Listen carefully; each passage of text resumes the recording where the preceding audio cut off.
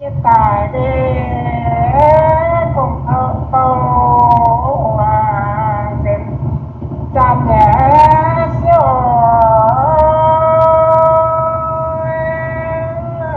nhiều tài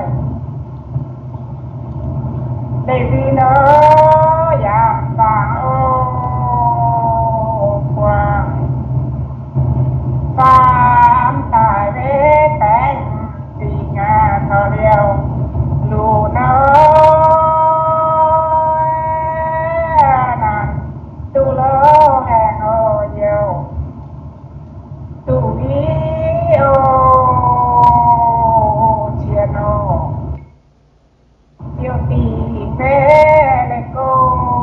dám lệ đâu chịu chịu qua thảo vàng tiền ô vàng quê ra ta tiêu bùn cha nè vừa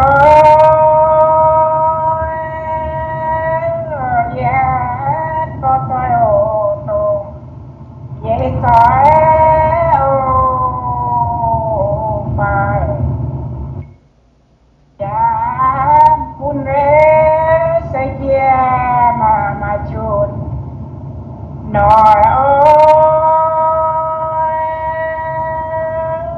rồi ô cha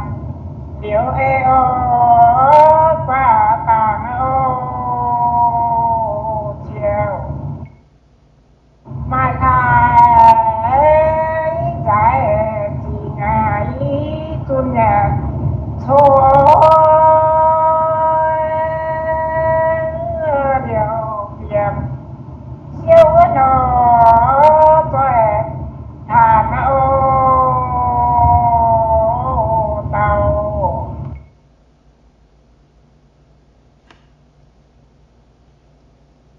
ngoài giá thiên ơi cho tiền lệ vi nó qua tiền ô